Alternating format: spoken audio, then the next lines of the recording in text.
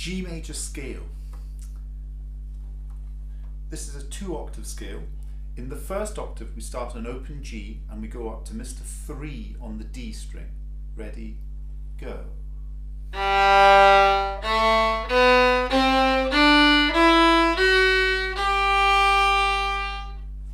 So that used high Mr. 2.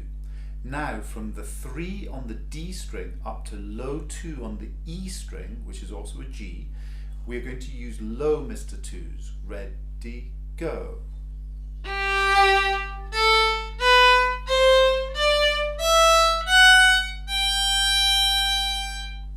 Now when I'm descending and going down the way, I'm going to have to make the decision on which string.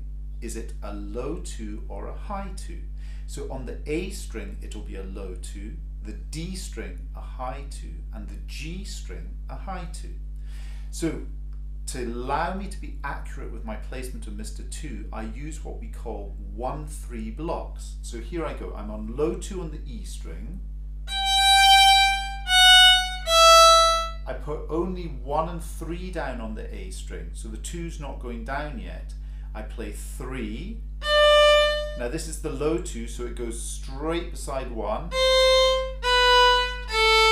1-3 on the D. Now it goes straight beside Mr. 3. Go. 1-3 beside the 3. So in descending in the scale, I use 1-3 blocks, and then I'm accurate with my placement of Mr. 2. What I don't want to happen is for the 2 to be, let's say, high and then slide back. It sounds a bit awful. I want it to be absolutely precise. So 1-3 without the 2, low 2. So let's try this G major scale together. And I'm using a long tonic, which means that all the G's get whole bows and then the rest of the notes are half bows. 3, 4.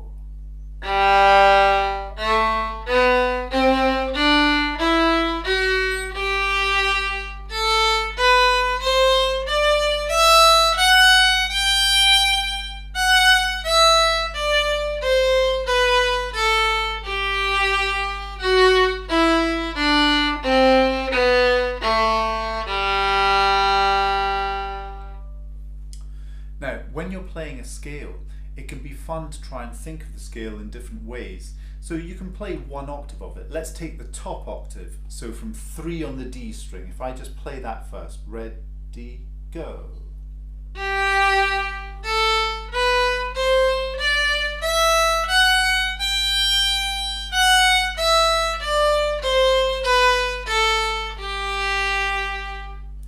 Now try the same scale, but this time start high 2 on the D string, which is an F sharp. Start from the F sharp and play up that octave. Ready, go.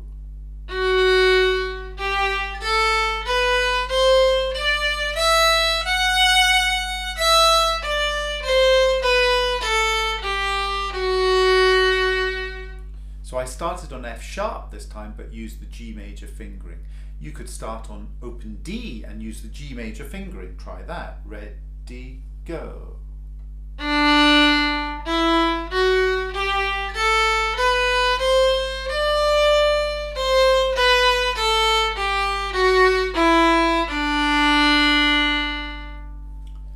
You could also look at the piece itself and find a rhythmic motif in the piece.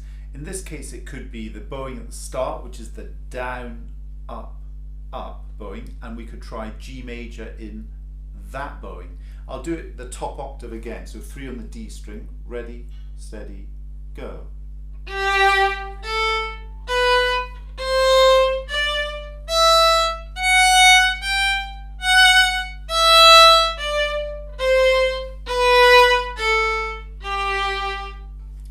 Or you could take another rhythmic motif, which could be ta, te, te, ta. Ready, steady, go.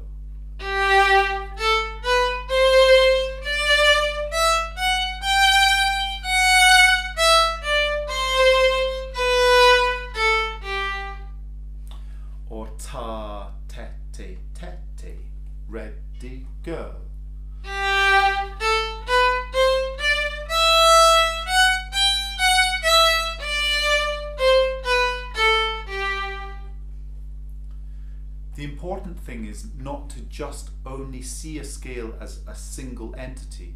If I were to say the word house to you, a lot of you might see a picture of 4 windows, a door and a chimney which has got a lovely bit of smoke, and then the front gate, and then the pathway that leads to the front door. That's a very narrow way of thinking about something. It's not very creative. We need to go into creative possibilities, engage the right hemisphere of our brain.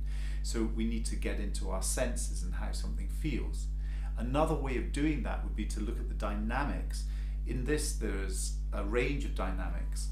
You could play piano, or you could play forte. So you could play a scale that is in 3 time and has, let's say, the 3rd line which went in the rhythm. I could do a scale like that, but in piano. Ready, go.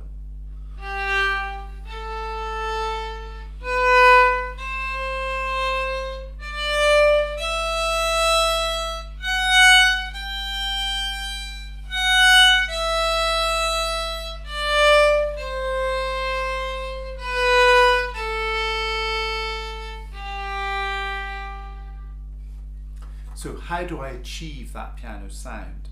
And then you might lead into thinking about piano. Piano is a dynamic. It's about playing dynamically rather than just playing loud or soft. Volume is a relative term, but actually what we're wanting when we're playing piano is it meant to sound nostalgic? Is it meant to sound gentle? Is it meant to sound like a whisper? There's a whole range of different characters that you can get within piano, and these characters are described by playing dynamically. Why don't you try lots of different characters and see which one works best for you in this piece?